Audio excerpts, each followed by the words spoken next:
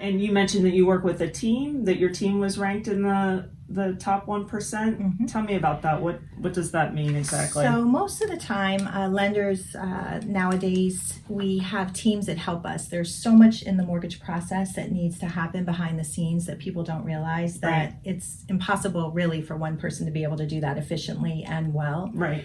So I have a team. We've been together for the most part for 8 years, which is really important. So we don't really miss a beat. Right. We know exactly who does what, and we each have our role within the team. So for instance, I work with my loan partner on the front end. We talk with customers when they call in. We structure the loans. We go over the payments, the closing costs, everything like that to educate them on the front end. And then once the loan becomes official, when somebody has a contract, that gets passed on to our processing team. We have a loan processor who puts the loans together for the underwriter. We have a production manager who ensures that all the timelines in the contract are being met, and they also communicate with the buyers. And then we have an underwriter who underwrites the loans to make sure that they are meeting the Fannie Mae and Freddie Mac guidelines or whatever loan program somebody's doing. And our closing department follows at the very end. But all of that's done here locally in our Fairfax offices. That's great. I think that in my experience, having somebody that you can walk down the hall to is a huge benefit to our clients. So do lenders have licenses? I'm trying to educate people on really what the scope and breadth of lending and the whole process is. So, good question. Yes. For the most part. So not all lenders, not all loan officers have to have mortgage licenses in the states that they originate in. McLean Mortgage and a lot of local lenders like McLean Mortgage have loan officers who have to be licensed in their individual states that they want to originate loans in. Some of the big banks and credit unions, the banks and credit unions are licensed, for instance, in all 50 states, and the loan officers who work for them are technically licensed underneath them, but don't have to go through the licensing testing and the continuing education that we have to go through every year. Oh, interesting. So is it the people that, it's almost like in real estate where you have the brokers maybe that are licensed, and then the agents that are may or may not be licensed everywhere where that broker is? Is that the same structure? So how does that, so McLean Mortgage is a little different because they require all their brokers or all their lenders to have licenses. Okay. And then do you have to do continuing education? Every year. Every year in every state that we want to originate loans in. Wow. So as I said earlier, I'm licensed in Maryland, DC, and Virginia, and my loan partner is licensed in North Carolina and Florida as well. So we have the ability to serve those areas. That's great. And then as a broader group, if we had a client that say needed a loan in California or something like that, would you be able to refer someone? Yes, but not within McLean Mortgage. Oh, okay. McLean Mortgage is more of a regional East Coast lender. Right. Right. But you have a network of, I have a network of other lenders. And what is your continuing education? Is it just legal updates, or is it always the same thing? No, it's updated as the laws in each state change. You know, we have to be up on all of that. So every year it's a little bit different. How long does it take you to get your license? Is it just like a course? I know with real estate you can do a 2-week course, you can do a 6-month. I mean, it just all depends. Yeah, I mean, it's pretty difficult. The original licensing test, I mean, it took about a month to study for. And it was done in a testing center. You were fingerprinted and background checked, which we didn't used to have to be. Right. And it wasn't easy, but I always tell everybody, you know, who's getting into the business, if you take the test seriously, you'll do fine. Yeah. You just have to study for it. And, you know, it creates a lot of knowledge that people need to have before they get into the industry. Your particular mortgage company has a variety of types of products of loans. Is that different? Is that different from other lenders, or is that typical? It's pretty typical. Most lenders have a large variety of loans to offer their customers.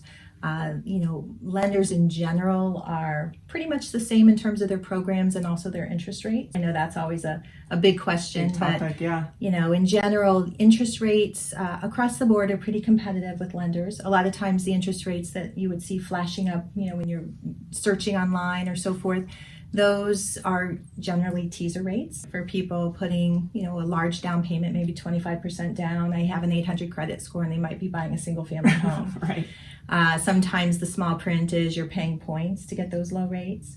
But when you start talking to different lenders, you'll find out that most of the time the rates are very competitive and right within the same range. Would you sign a contract with you, or how do you guarantee that you're working for the client's working with you? How does that? There's no contract in our industry. So basically it's just a decision that the client makes to want to work with the lender. Right. And then it's just, we just move forward in good faith, obviously, both parties. And what I tell people is, make sure that you have talked to a few lenders and make sure you've chosen the one that you are comfortable with at the time you're ready to put the pre-approval letter in. Right. In other words, a lot of these contract timelines are very short. Right. So you want whatever letter you would tell Heidi to go in with, whatever lender, the seller and the listing agent are going to be making a decision partly based on who the lender is, right. Along with the other terms in the contract. So what you don't want to have happen is go in with one lender letter and then decide to switch once the contract is ratified, because I don't think the sellers and the listing agents like that. Well, and then you have to do an addendum, and your time has already started. Just because you change lenders doesn't mean that you're right. You start from zero. Exactly. So it's really important, I think, for all parties that you get comfortable with that decision ahead of time, and then you'll be off to the races, and the transaction will be a smooth one at that point. Once they schedule that meeting, are they guaranteed to be working with you? Will they be passed off to a different team member? I know you mentioned that you had a team that works together. So my loan partner and I work with the customer up front. We actually work all the way through. I oversee all of the loans all the way through. We're always available. Anybody can speak to us, but we do all of the front end work. Once the ratified contract comes in, we prepare the loan, we disclose the loan, all the numbers to the customers, and then we pass the loan on to our processing department. And my production manager and my processor get involved at that point. And our customers are being proactively communicated with every week, so that you know where you stand in the process, and you as the realtor are being included in all of that communication, so that everybody knows that the loan is moving along the way it should be. So I'm always available for questions. I oversee the loans, but my processor and production manager take over as far as making sure the timelines are being hit, the documents that the underwriter wants are being collected. And I always tell everybody, you're not being passed off. It's just we each have our own roles that we're really great at.